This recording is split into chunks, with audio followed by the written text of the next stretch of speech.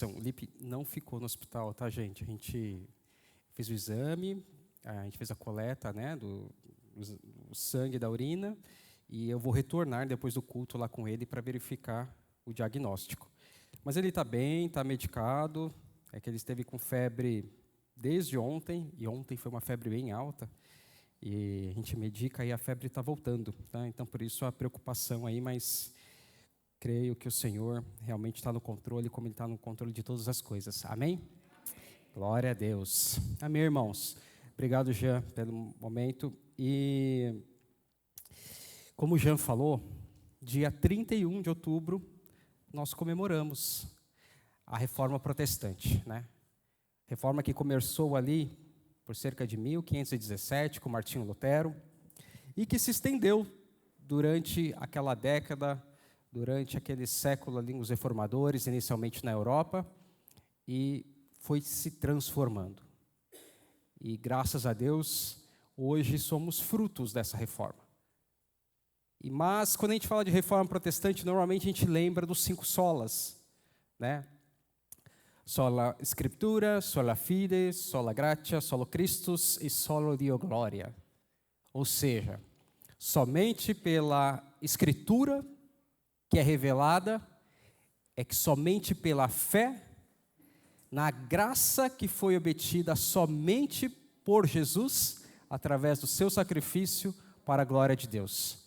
Né? Esse resumo dos 5 solas foi um resumo que alguns estudiosos posteriores à Reforma Protestante compilaram essas informações para falar a respeito da salvação, a respeito da soteriologia, que o homem só pode ser salvo através daquilo que está revelado na Escritura, tendo a fé que recebemos uma graça, um favor imerecido por intermédio do sacrifício de Jesus naquela cruz para a glória de Deus. Amém? E é sobre isso, irmãos, que eu gostaria de compartilhar uma palavra com vocês hoje. E que essa palavra traga, assim como o Jean falou, possa trazer um novo ânimo ao nosso coração. A gente passa por dias difíceis, né? Como vimos aqui a semana, algumas famílias enlutadas, e a igreja inteira fica, a gente sente a dor dos nossos irmãos, e essa palavra do Senhor, ela traz um conforto especial ao nosso coração. Eu estava ali no momento do louvor e fui tremendamente impactado. Eu falei com a Lili um pouco antes aqui do culto, mas como é diferente quando nós estamos louvando ao Senhor. O que o louvor ao Senhor faz conosco. Em todo momento cantamos aqui músicas extremamente cristocêntricas, que é o centro da mensagem do Evangelho. O Jean falou da lição da EBD, irmãos, e quem não está vindo, eu falo, venha, está sendo maravilhoso. Eu não pude vir porque eu estava no hospital com ele, mas na semana passada, a Milu ministrou uma lição extremamente poderosa e falava justamente sobre a palavra central, a cruz. Um símbolo que muitas vezes a gente não dá o devido valor, mas é um símbolo real do cristianismo. Não por si só, mas nós lembramos que foi naquela cruz do Calvário que o Senhor se entregou por nós. E quantos, irmãos, quantas pessoas tentam diminuir o peso desse sacrifício? Mas nós, como cristãos, nós como crentes, nós precisamos nos lembrar todos os dias. E nós temos que ser instrumentos do Senhor para levar essa mensagem a outros. Que a mensagem da cruz, ela é a mais importante que pode existir sobre as nossas vidas. Amém? Convido os irmãos a abrir comigo o texto da palavra de Deus na carta de Paulo aos Colossenses. Vamos ler hoje alguns versículos do capítulo 2 dessa carta. Colossenses 2.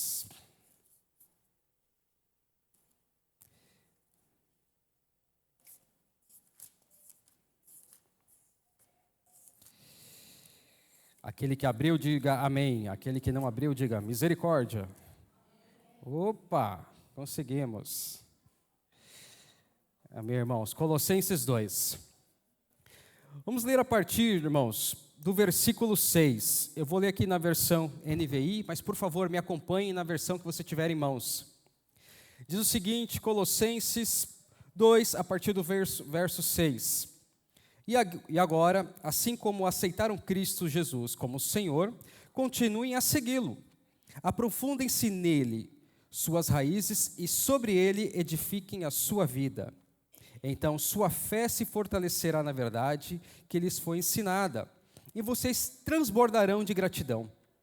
Não permitam que outros escravizem com filosofias vazias e invenções enganosas, provenientes do raciocínio humano, com base nos princípios espirituais desse mundo, e não em Cristo. Pois nele habita em corpo humano toda a plenitude de Deus.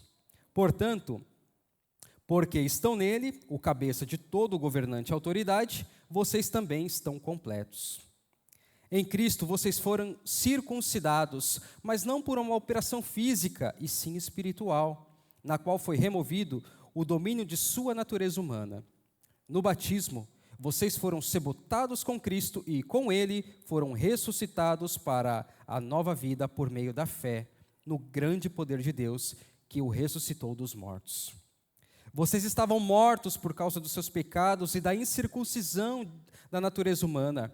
Então Deus lhe deu vida com Cristo, pois perdoou todos os nossos pecados. Ele cancelou o registro de acusações contra nós, removendo-o, pregando-o na cruz. Desse modo, desarmou os governantes, as autoridades espirituais e os envergonhou publicamente ao vencê-los na cruz. Portanto, não deixem que ninguém os condene pelo que comem ou que bebem, ou por não celebrarem certos dias santos, as cerimônias da lua nova ou sábados, pois essas coisas são apenas sombras da realidade futura, e o próprio Cristo é essa realidade. Não aceitem a condenação daqueles que insistem numa humildade fingida e na adoração de anjos que alegam ter visões a respeito dessas coisas. A mente pecaminosa deles os tornou orgulhosos, e eles não estão ligados a Cristo, que é a cabeça do corpo. Unido a Ele, por meio de suas juntas e seus ligamentos, o corpo cresce à medida que é nutrido por Deus. Vocês morreram com Cristo, e Ele os libertou dos princípios espirituais desse mundo.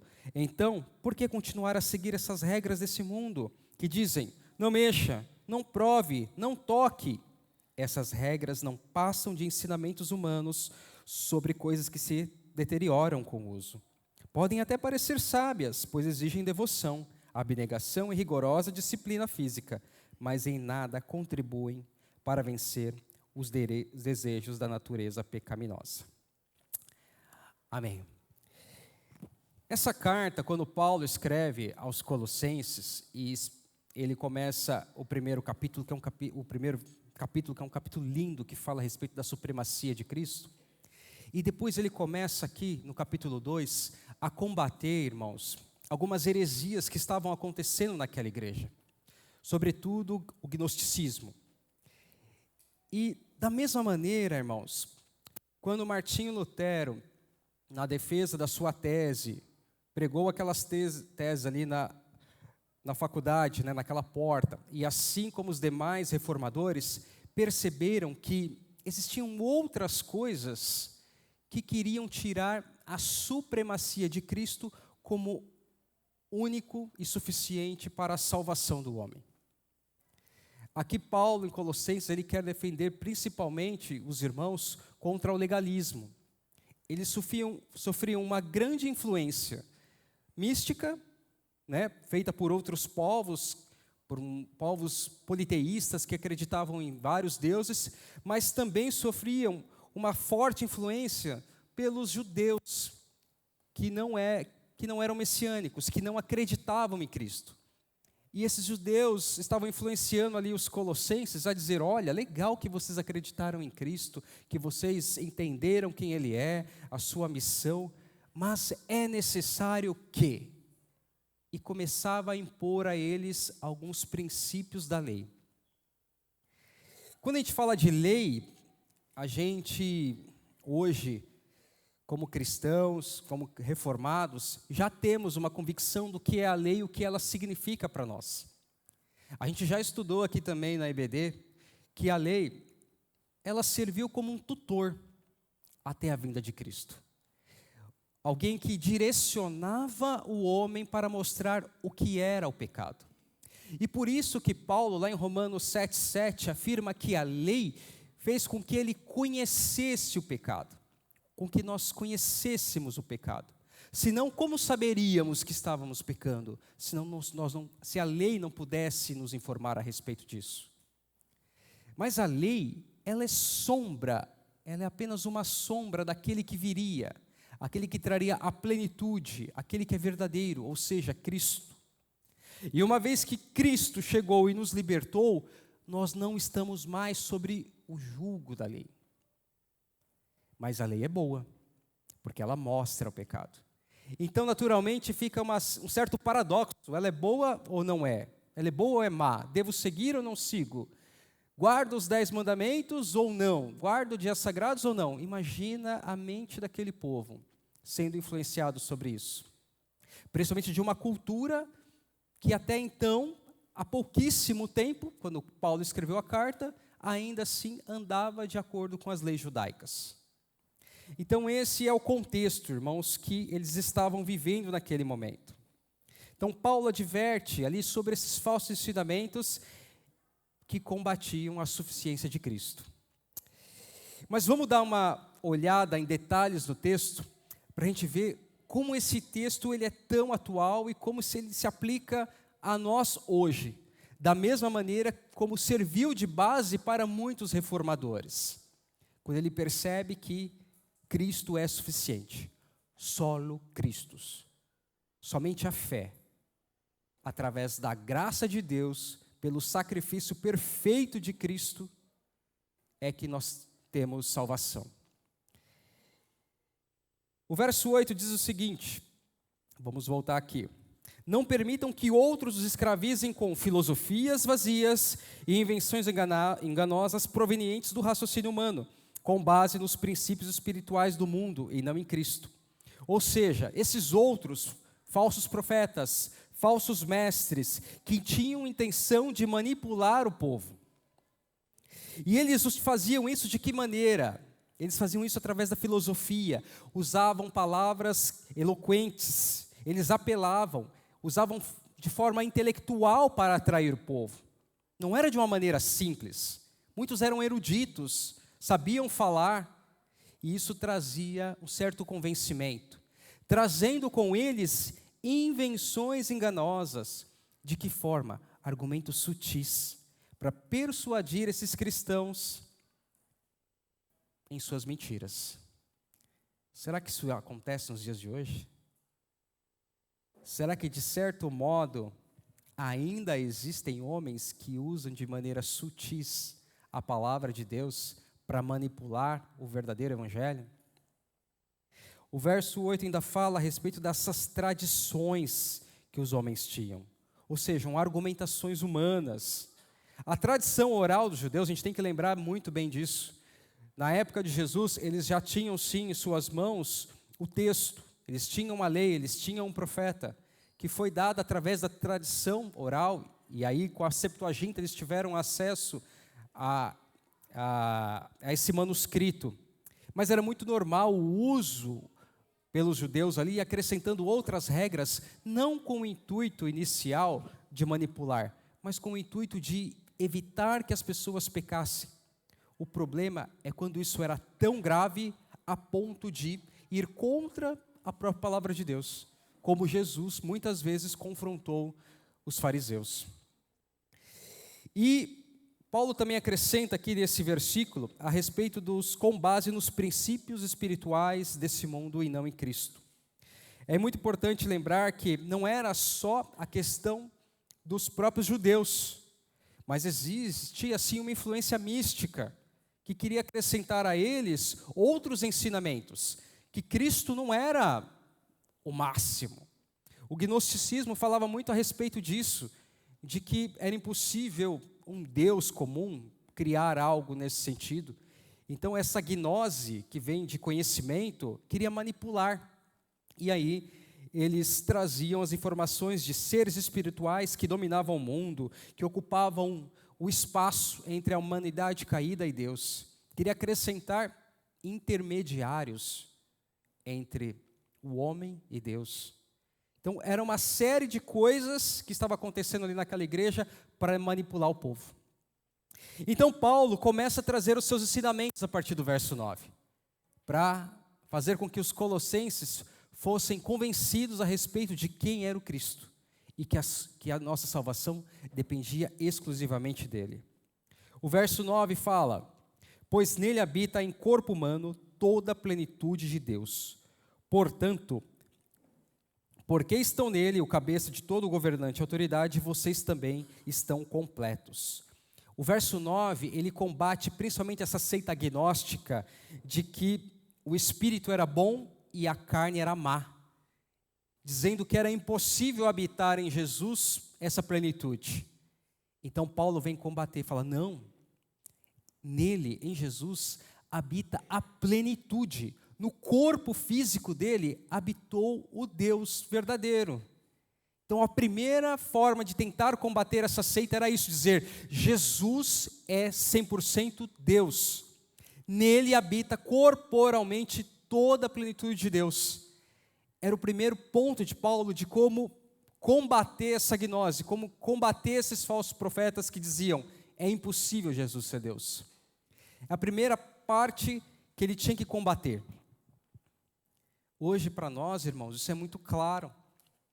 Depois de tantos anos, depois de mais de 2000 anos, e, sobretudo, passados mais de 500 anos da Reforma Protestante, e nós temos acesso às nossas Bíblias, e podemos ter essa revelação, talvez seja um pouco mais fácil de entender.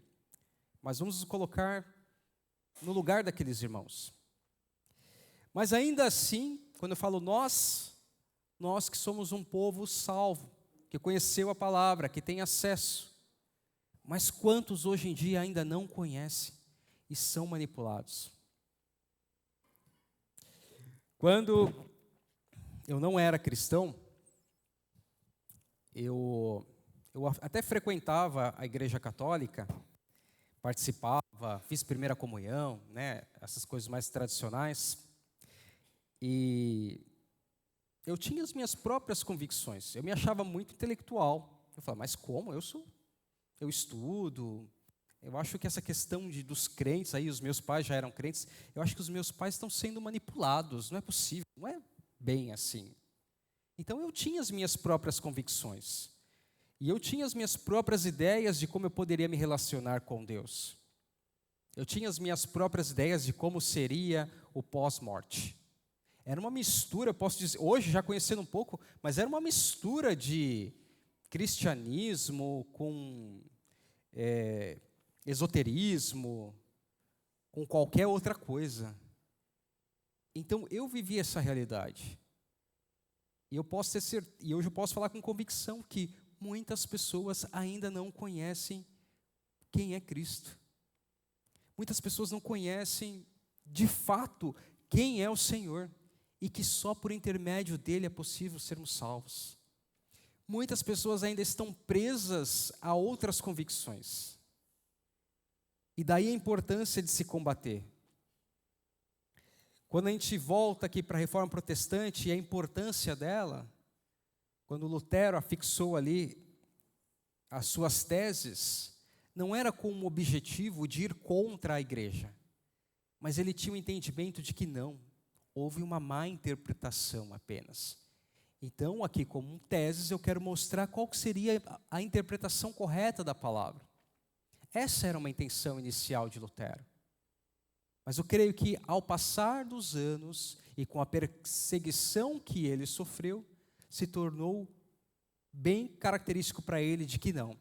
Existia sim dolo, existia sim intenção da manipulação. Então, quando a gente começa a ver assim, Paulo já trazer esses argumentos, é para mostrar isso. E no verso 10, Paulo responde esses argumentos gnósticos que ofereciam essa sabedoria como forma de perfeição, quando ele afirma que, portanto, vocês que estão nele, aquele que é o cabeça de todo governante, de toda autoridade, vocês também estão completos. Se Cristo é a perfeição e se no corpo dele habita toda a plenitude de Deus, nele nós estamos completos. Nele somos salvos. Ele é suficiente. Mas não era só o gnosticismo, como a gente falou. Existe uma questão muito forte do próprio legalismo. E aí o negócio pegava mais embaixo. Porque, afinal de contas, eles usavam, como a gente acabou de cantar, um profeta judeu que veio para o mundo, que veio para cumprir a palavra de Deus e que seguia a lei. Então eles começam a trazer a importância de, além de conhecermos a Cristo, é necessário cumprirmos a lei. Vamos ler aqui o que está escrito no verso 11. Em Cristo vocês foram circuncidados, mas não por uma operação física, e sim espiritual, na qual foi removido o domínio da sua natureza humana. E ele completa: no batismo vocês foram sepultados com Cristo, e com ele foram ressuscitados para a nova vida, por meio na fé, no grande poder de Deus, que ressuscitou Cristo dos mortos. Ou seja, a conversão a Cristo, irmãos, ele quis afirmar, é muito maior do que a circuncisão. O judeu ali, no 8º dia de nascimento, era levado até um rabino para que fosse cortado ali o prepúcio, né, do órgão do menininho. E isso caracterizava uma separação, um cumprimento da lei. Mas em Cristo a circuncisão ela é completa. Ela não é feita por mãos humanas, como o verso acaba de dizer. Ela é feita de maneira total, é feita de maneira transformadora. Assim como o próprio Moisés já tinha dito. Acompanhem comigo em Deuteronômio 10:16. A gente pode parecer, não, mas isso é uma coisa extremamente nova então. Porque fora dado que na lei era necessário que houvesse a circuncisão do menino. Mas o próprio Moisés já mostrou na tua palavra em Deuteronômio o que é que de fato Deus esperava de nós. Está escrito lá em Deuteronômio 10:16: circuncidai, pois, o prepúcio do vosso coração, e não mais endureceis a vossa cerviz. Não era meramente um único efeito ali cirúrgico que ia transformar uma vida. Mas sim, se nós circuncidássemos o prepúcio do nosso coração, ou seja, o cerne da nossa alma, verdadeiramente ao Senhor, é isso que traria arrependimento, é isso que traria, de fato, mudança. E também no Antigo Testamento, para que a gente possa ter esse entendimento, a gente vê a palavra de Deus em Ezequiel 36:26, que é uma palavra já conhecida por todos nós, né? Darei a vocês o quê? Um coração novo, e porém um espírito novo em vocês. Tirarei de vocês o coração de pedra, e em troca darei um coração de carne. É essa circuncisão que realmente tem sentido. Não é o tirar uma cirurgia simples para tirar um pedaço, mas é uma transformação completa. E ela se dá como?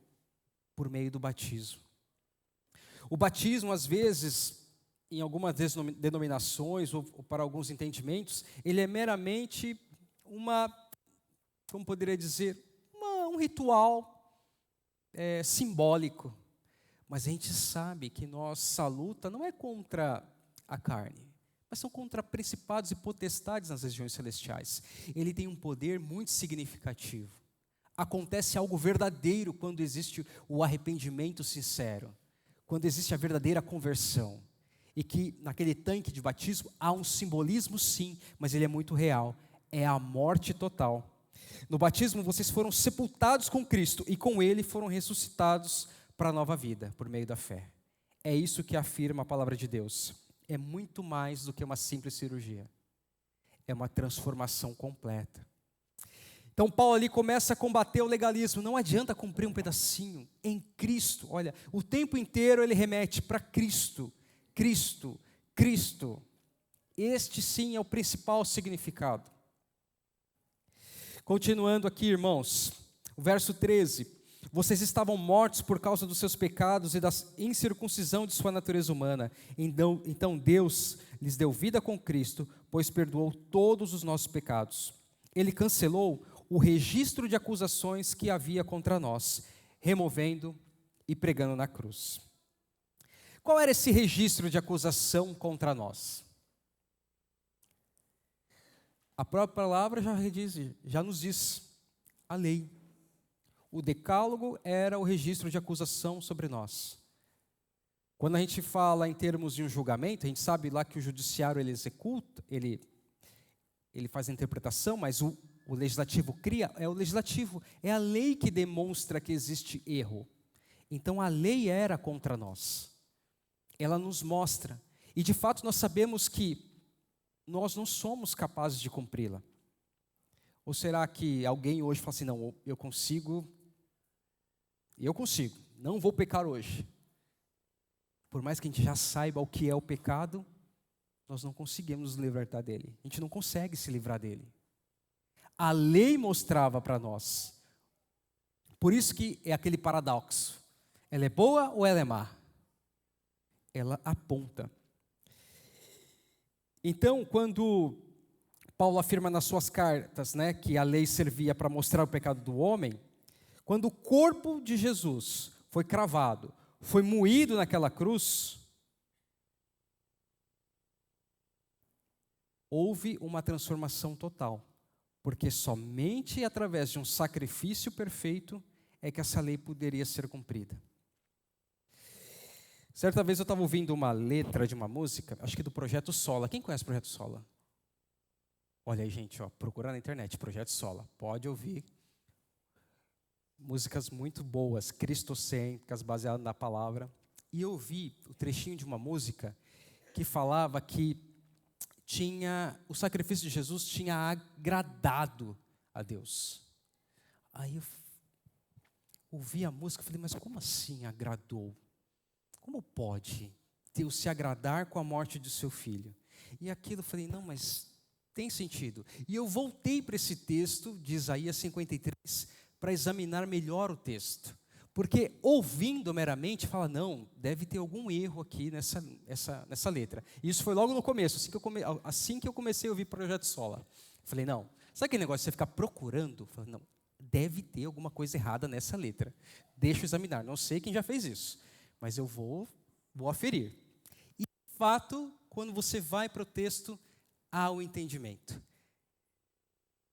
Isaías 53:10 diz o seguinte: todavia ao Senhor agradou moê-lo, fazendo-o enfermar, quando a sua alma se puser por expiação do pecado. Verá a posteridade, prolongará os seus dias, e o bom prazer do Senhor prosperará na sua mão. Então, quando ele fala que agradou moê-lo, e eu fico imaginando Deus se agradando, vendo o seu filho sendo moído naquela cruz. Irmãos, foi difícil para mim entender isso, e ainda é, em certo sentido. Como eu falei para os irmãos, o Felipe, né, ele está com 6 anos. Como é difícil ver o seu filho doente. Ele chegou por volta de umas 3 horas da manhã, chegou no nosso quarto, falou, ar-condicionado, liga o ar-condicionado, liga o ar-condicionado. Eu falei, nossa, o que está acontecendo? Quando a gente tocou nele, ele estava ardendo. Mas estava muito quente mesmo. A gente foi lá, pegou o termômetro, 39,8. A gente ficou desesperado. Eu falei, peraí, já ligar o chuveiro, colocamos o Felipe no chuveiro, tadinho. Ele gritava de dor, falou, pai, está doendo os meus pelos. Porque, né, eu falei, mas filho, a água está muito fria. E não estava, irmãos, a água estava quente, mas tadinho. E é horrível sentir a dor, ele chorava. Como eu posso ter prazer em algum momento com a dor do meu filho, eu que sou homem? E depois disso continuou ali, até que o efeito do remédio foi passando, a febre no corpinho dele foi diminuindo, ele conseguiu dormir. E o nosso coração já fica totalmente, né, esmagado. A sua vontade é, poxa, se eu pudesse, de alguma maneira, se eu tivesse algum poder tipo X-Men, tipo a vampira, sabe, do X-Men, eu atrairia para mim essa dor, para tirar dele. E aí a gente fica imaginando, mas como Deus pode falar que agradou o moelo? Agradou o moelo por amor a mim e a você. Porque somente através de um sacrifício perfeito é que nós teríamos redenção. Aquela cédula de acusação que estava sobre nós, ela foi cravada naquela cruz. Foi por amor a mim e a você que agradou moer o seu próprio filho.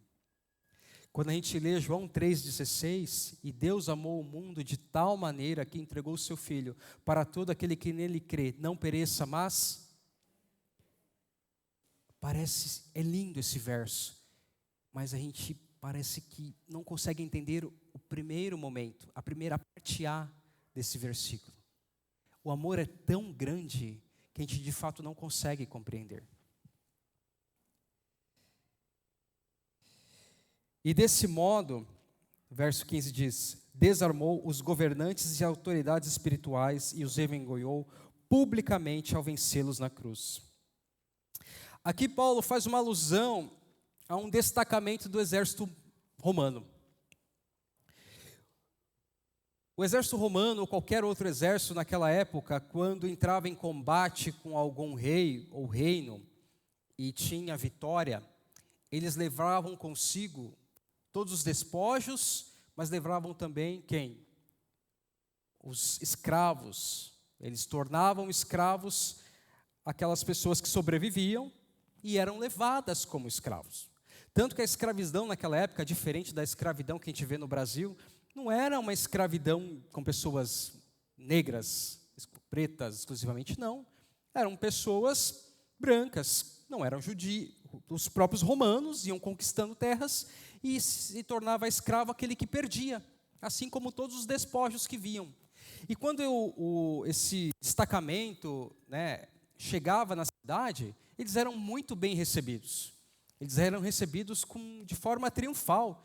Jogavam flores neles, jogavam perfumes, né, o recebiam muito bem. Mas ao contrário, aqueles que estavam chegando como vencidos, né, como escravos ali, eles eram recebidos de maneira totalmente diferente, de modo muito cruel. Eles eram extremamente humilhados, eles eram cuspidos, jogavam coisas horríveis neles, jogavam frutas estragadas, pedras. Eles eram extremamente humilhados. Eles eram desarmados e se tivesse um rei, por exemplo, esse rei era extremamente exposto. E muitas vezes era levado à pena de morte. Por isso, quando os judeus entregaram o próprio Cristo para os romanos, e os romanos o colocaram numa cruz e colocaram lá em cima, né, Cristo, rei dos judeus, de certa forma estava triunfando sobre um rei, ainda que como deboche. Porque, poxa, nem o próprio povo reconhece como rei, mas se ele cumpriu alguma coisa, vamos colocar aqui. Então imagina, para os romanos e para toda a humanidade, Jesus estava lá sendo exposto, nu, sendo humilhado totalmente, sem nenhuma defesa, morto numa cruz. Mas como assim então a palavra diz que dessa forma ele desarmou os governantes e as autoridades? Porque foi justamente o contrário que aconteceu. Enquanto a maldade, os homens, enquanto os poderes malignos imaginavam que Jesus estava sendo exposto, neste momento, ele estava triunfando. Foi através desse sacrifício e que de fato triunfou a verdadeira vida. Foi nesse momento que Cristo desarmou o inimigo, os principados, as potestades, pois ele triunfou completamente naquele sacrifício de cruz. Porque ele não permaneceu ali, mas no terceiro dia ele ressuscitou. Amém? e junto com ele nós também ressuscitamos. E esse é o paradoxo da cruz. A fraqueza de Deus superando a força humana. A loucura de Deus, porque a gente inverte totalmente, né, a lógica ali do sentido, vencendo a sabedoria humana, conforme também Paulo descreve lá em 1 Coríntios 1. Inverteu. Por isso que a palavra de Deus é loucura para os entendidos. Esse é o paradoxo da cruz. Como a simplicidade pode ser muito mais forte. E aí Paulo continua reforçando para eles: portanto, não deixe que ninguém os condene pelo que comem ou bebem, ou por o que celebram certos dias santos, as cerimônias da lua nova ou os sábados. Ou seja, ninguém julgue vocês por isso. Essas coisas não são salvíficas. E se ainda hoje, irmãos, como houvera no passado, há 500 anos atrás, alguém disser que a gente tem que fazer isso porque só isso é o correto, não devemos aceitar. Isso não deve nem passar pela nossa mente. E já passou muitas vezes pela minha. Falei, mas, poxa, será que eu não tenho mesmo que guardar o sábado? Se eu tenho que honrar pai e mãe, por que eu não devo guardar o sábado? A palavra de Deus diz: não deixe que ninguém queira manipulá-los. Isso não é salvífico. O que é salvífico é se render unicamente ao Senhor Jesus. Ele é o centro, solo Christus, somente a fé em Cristo, por meio da graça, somente isso, por isso que ele enfatiza tanto.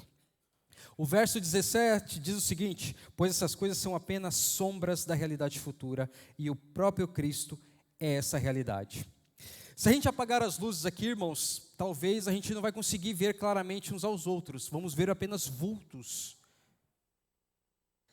Se tiver vindo alguém assim atrás de você e uma luz projetada, você vai ver a sombra se aproximando. E às vezes é até terrível, né? Você está andando na rua à noite, aí você começa a ver uma sombra aqui do seu lado. Aqui em Bertioga não, mas em São Paulo, o coração gela. Aí você vai quietinho, daqui a pouco passa, vai um amigo seu aí. Nossa, cara, você mandou de susto. Pois é, mas eu só posso ter essa certeza quando eu ver. Porque a sombra só me dá a ideia de que alguém está se aproximando. É isso que a lei fazia. Era só uma ideia. Mas veio a luz verdadeira. Porque quando veio a luz, um lugar iluminado, ou aqui mesmo, que a gente falou, se a gente apagar as luzes, vão ver só as silhuetas. Mas quando a luz é exposta, a gente pode ver claramente uns aos outros. E essa luz, esse Cristo de fato, foi revelado. Vamos ler Hebreus 10. Vamos ler do verso 1 ao verso 7, para corroborar isso que Paulo fala aqui em Colossenses. Hebreus 10, do verso 1 ao verso 7. Vou ler aqui na versão NVI. A lei é apenas uma sombra dos benefícios que virão, não a sua realidade. Por isso, ela nunca consegue, mesmo com sacrifícios repetidos, ano após ano, aperfeiçoar os que se aproximam para adorar. Se pudesse fazê-lo, não deixariam de ser oferecidos? Pois os adoradores, tendo sido purificados de uma vez por todas, não teriam consciência do pecado. Contudo, esses sacrifícios são uma recordação anual dos pecados, pois é impossível que o sangue de touros e de bodes tire pecados. Vou dar uma pausa aqui. Se a gente lembrar bem como era no Antigo Testamento, era necessário que o sumo sacerdote oferecesse um sacrifício anual para o perdão dos pecados do povo judeu. E ano após ano eles precisavam fazer isso, porque o povo continuava pecando, e não pecava uma vez por ano, era todos os dias. O verso 5 diz: por isso, quando Cristo veio ao mundo, disse: sacrifício e oferta não quiseste, mas um corpo me preparaste. De holocausto e de ofertas pelo pecado não te agradaste. Então eu disse: aqui estou. No rolo do livro está escrito ao meu respeito: eu vim para fazer a tua vontade, ó Deus. Aqui é Cristo, citando o Salmo 40, versos 6 e 7. A lei era apenas sombra. A lei exigia que o sangue pagasse o sacrifício. Mas somente Cristo, Ele torna isso realidade e sacrifício único de uma vez por todas, ao se entregar por nós. E não era apenas a questão do legalismo. Tinha muito misticismo ainda também naquela época. E isso, a gente vê isso acontecendo na época de Paulo, quando escreveu aos Colossenses, na época da Reforma, quando foi necessário reafirmar que não precisava de nenhum intermediário, e acontece nos dias de hoje. O verso 18 diz: não aceitem condenação daqueles que insistem numa humildade fingida e na adoração de anjos que alegam ter visões a respeito dessas coisas. A mente pecaminosa dele os tornou orgulhosos. Eles não estão ligados a Cristo, que é a cabeça do corpo. Unido a Ele por meio de suas juntas, os seus ligamentos, somente o corpo cresce e é nutrido por Deus. Esses homens de qual Paulo fala, eles se apegavam a algumas questões. O primeiro, de que eles tinham um conhecimento místico, a gnose, conhecimento, aquilo que estava oculto, os seus mistérios, e eles traziam complementações a respeito dessa divindade, de como deveria ser o relacionamento com o homem, né? Então, esses falsos mestres traziam isso. Mas isso não aconteceu só naquela época. E como a gente pode ver, irmãos, como Cristo falou, ele advertiu no sermão, naquele sermão escatológico dele, que apareceriam muitos falsos mestres, e de fato apareceram. Em 610, um pastor de 40 anos foi visitado pelo anjo Gabriel, que lhe ordenou que recitasse os versos que foi enviado por Deus, e comunicou que Deus o havia escolhido como o último profeta enviado à humanidade. Ele informou que tinha sido enviado por Deus para restaurar os ensinamentos originais do judaísmo e do cristianismo, e que tinham sido corrompidos e esquecidos. E a partir daí surgiu uma religião. Alguém sabe o nome desse homem? Maomé. E a partir daí, a gente vê a quantidade de muçulmanos adeptos ao islamismo. Por meio do quê? De visões. Um anjo apareceu a mim e trouxe algo novo. Lembra que Paulo falou? Ainda que um anjo apareça falando alguma coisa, não acreditem. A gente não pode acreditar mais nenhuma visão. Vamos adiantar um pouco mais? Aqui mais ou menos nos anos de 1800 e alguma coisa, 1830, Joseph Smith Jr., que era filho de fazendeiros, passou a ter uma série de visões a partir dos 14 anos de idade. E ele fundou uma igreja também. Alguém sabe qual é? Isso aí. A Igreja de Jesus Cristo dos Santos dos Últimos Dias, fundado por ele em 1830, porque ele teve uma visão de que muitas coisas estavam erradas, e a partir daí veio o livro dos Mormons. Mais uma seita criada porque alguém teve visão, porque teve revelação gnóstica de coisas místicas. E teve uma senhora que afirmou ter recebido mais de 2.000 visões e sonhos de Deus, tanto em reuniões públicas como privadas ao longo de sua vida. O nome dela é Ellen White. Alguém já ouviu falar? Mais alguém teve visões para complementar a palavra de Deus. Porque não é só Jesus Cristo salva, é Jesus Cristo e mais alguma coisa. Olha como essa palavra de Paulo aos Colossenses, ela é verdadeira e como ela é atual. Fora inúmeros movimentos que vão aparecendo por aí. G12, daqui a pouco vai ter o G16, G17, daqui a pouco o G24 ou 25. Porque vão aparecendo uma série de coisas. Por pessoas que afirmam ter visões, ter sonhos, que vieram para complementar algo que não foi suficiente por meio de Cristo. E para completar, irmãos, já se aproximando aqui do final, a partir do verso 20, Paulo complementa: vocês morreram com Cristo, Ele os libertou dos princípios espirituais desse mundo. Então, por que continuar a seguir essas regras? que dizem: não mexa, não toque, não prove. Essas regras não passam de ensinamentos humanos. Aqui, irmãos, é até um aviso para nós. É fácil a gente olhar para fora e identificar essas coisas quando elas têm uma característica muito escancarada de legalismo. Mas são situações que vão sendo impostas para as pessoas de que, olha, não é apenas Jesus Cristo, você também precisa se vestir dessa maneira, você precisa guardar isso, você não pode comer aquilo, você não pode fazer isso ou aquilo outro, colocando como no mesmo patamar de salvação, da entrega real para Jesus.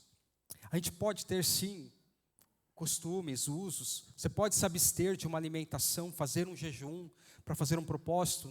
A palavra não condena, pelo contrário, incentiva, mas não usar isso como um artifício ou como uma regra ou algo legalista, como troca com o Senhor, como barganha.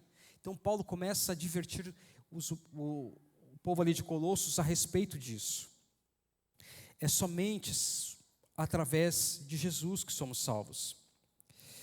Da mesma maneira, quando Lutero colocou aquelas teses, e Lutero era um homem muito piedoso,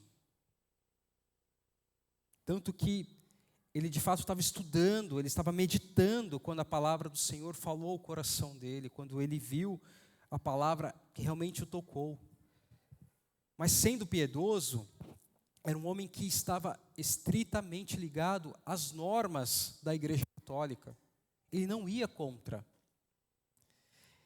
Então, práticas como o celibato total, né, como eles se dedicavam, os padres ali se dedicavam exclusivamente às freiras, tinham que se isolar. Muitas vezes, né, se mutilavam, né, se castigavam a carne, no sentido de que somente castigando o meu corpo físico é que eu conseguirei ter mais espiritualidade. A gente via essas coisas acontecendo, e ali, até naquela época, a Igreja Católica impunham até para as pessoas coisas piores, com indulgências, dizendo: olha, é necessário trazer uma indulgência para salvar a alma de alguém que já até morreu. Quando a moeda, né, no fundo tilintar, uma alma do purgatório saltará. Era o que dizia. Lembra disso, né, gente? Pois é, gente, indulgências. E veja que quando Paulo acusa que essas pessoas, diferente ali de Lutero que vivia aquilo, e eu creio que no início, quando ele colocou as suas teses, o objetivo não era ir contra a autoridade principal, que era o Papa, contra a Igreja Católica. Ele colocou na real intenção de discutir o tema. Paulo não. Paulo vê esses homens que criam essas coisas como verdadeiros falsos mestres, falsos profetas, que têm a intenção de escravizar o povo. Ele não tem dó nenhuma quando ele acusa esses caras. E a gente bem sabe que, de fato, existia um poder muito grande sobre a igreja. E se a igreja falava, faça isso, as pessoas faziam por temor, não por amor, não por conhecer o verdadeiro Cristo, conhecer o amor de Deus, mas por temor. E o risco que quantas pessoas não correm hoje ainda, irmãos, por desconhecerem a verdadeira palavra e são manipulados por falsos pastores e falsos mestres nos dias atuais. Um evangelho falso está sendo pregado de maneira sutil, dizendo que é verdadeiro, tirando Jesus do centro, colocando o homem no centro. Talvez eu tenha que mudar o sexto solo, vai ter que mudar o solo, né? Mas em vez de solo Christus, solo homem. Porque coloca o homem no centro, inverte o papel da igreja. E aqui estavam essas preocupações do apóstolo Paulo. E para nós, irmãos, fica essa reflexão, mas também fica uma palavra extremamente motivadora e que vai acalentar o nosso coração. Para a gente encerrar, encerrar mesmo, agora eu prometo, acho que depois dessa o pastor nunca mais me chama para pregar, ele prega rapidinho, né? Eu estou aqui há mais de meia hora. Eu convido os irmãos a passarmos para o capítulo 3 de Colossenses, e eu vou encerrar lendo apenas 4 versículos, para que isso transforme o nosso coração. Se o pessoal da música quiser subir, fique à vontade, que eu estou encerrando mesmo. Amém? Vamos ler, irmãos. Ele diz o seguinte: portanto, já que vocês ressuscitaram com Cristo, procurem as coisas que são do alto, onde Cristo está assentado à direita de Deus. Mantenha o pensamento nas coisas do alto e não nas coisas terrenas, pois vocês morreram e agora a sua vida está escondida com Cristo em Deus. Quando Cristo, que é a sua vida, for manifestado, então vocês também serão manifestados com Ele em glória. Você pode nesse momento fechar os seus olhos, curvar a sua cabeça, para que nós possamos orar e ter o pleno entendimento disso. Se porventura você está nos visitando hoje pela primeira vez, ou você que está assistindo esse culto na sua casa, ou qualquer um de nós que estamos aqui reunidos e que já frequentamos essa igreja há muito tempo, mas talvez não tenhamos o verdadeiro entendimento do que representa o sacrifício de Cristo. Quando Deus o entregou naquela cruz, e quando a palavra do Senhor diz que agradou ao Senhor ver Ele moído naquela cruz, é aí que a gente entende o impacto que tem essas palavras, esse ato. Um ato de amor de um Deus que é totalmente impuro, um Deus que é incapaz de conviver com o pecado, um Deus que é soberano, sublime, está acima de todas as coisas, se colocar no nosso lugar e dizer: eu vou morrer por eles.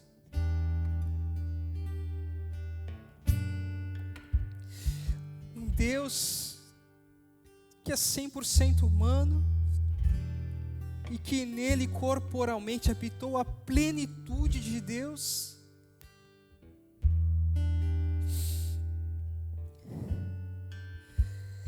Se colocou como escravo, se colocou à nossa disposição para morrer. E não qualquer morte. Uma morte de cruz. Mas antes disso foi humilhado, foi maltratado, pisoteado, levou sobre si inúmeros golpes, chicotadas, colocaram sobre ele uma coroa de espinhos que transpassaram a sua pele. Grande agonia ele sofreu.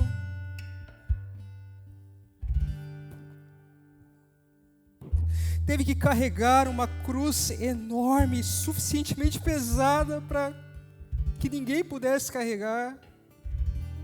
Enquanto isso, ele era humilhado, cuspido, atiravam coisas dele. E ele foi sangrando e sofrendo e gemendo de dores. E para finalizar, quando o colocaram naquela cruz, diferente dos outros que eram amarrados,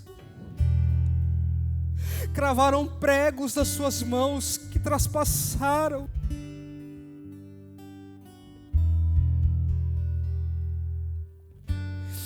o levantaram daquela cruz, e ele começou a ser sufocado pelo peso do seu próprio corpo. Não o suficiente, pegaram uma lança e perfuraram o seu abdômen. E quando ele teve sede, o deram vinagre.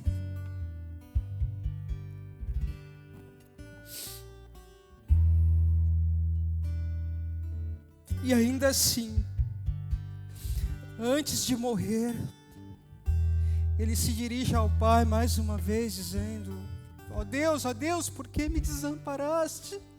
Ele se sentiu sozinho naquele momento. Antes disso, Deus estava com ele o tempo todo. Mas quando ele atraiu sobre si todo o pecado da humanidade, o meu e o seu pecado, inclusive esse que você cometeu hoje mesmo, e que estava te acusando, esse que ninguém conhece, somente você e ele atraiu sobre ele toda essa imundícia. O próprio Deus não podia estar com ele.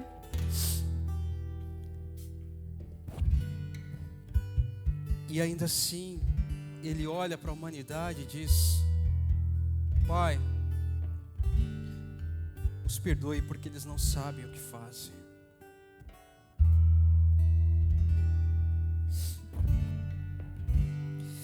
Esse Deus é tão maravilhoso que Ele me ama, Ele ama você, Ele ama cada um de nós de forma incondicional.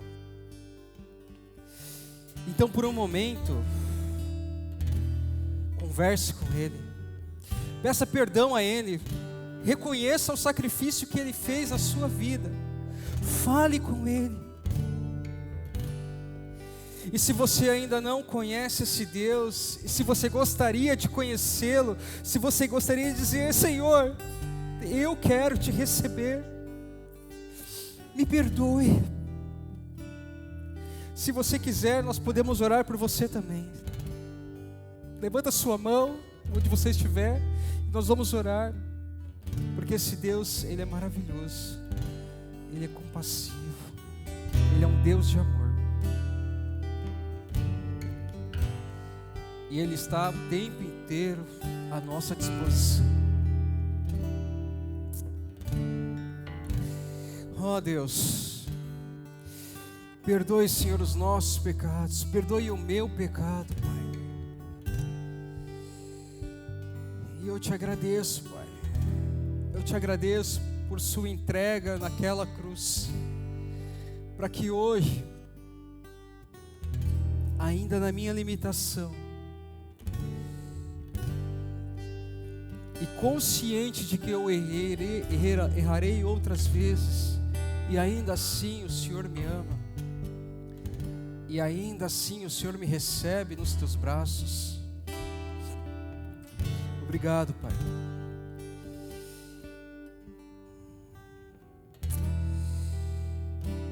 E quando Cristo, que é a sua vida, for revelado ao mundo inteiro, vocês participarão dessa glória. E eu creio nisso. Amém.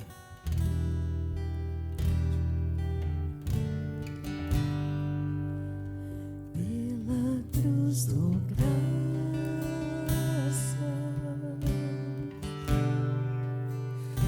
pelo preço pago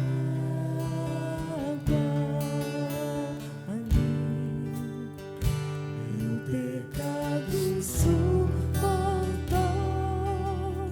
Por seu amor, a graça recebi. Pelo amor dou graça,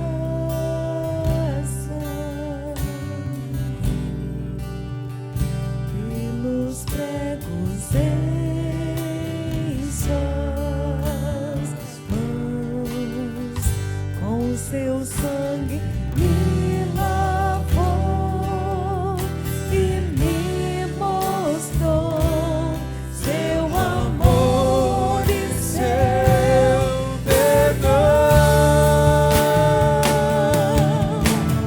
Digno é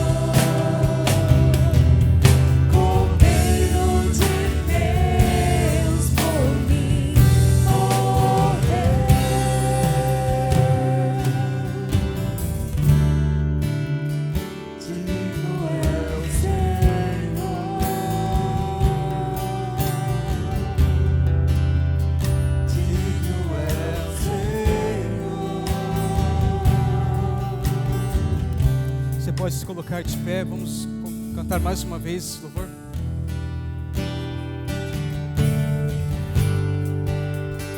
Pela cruz do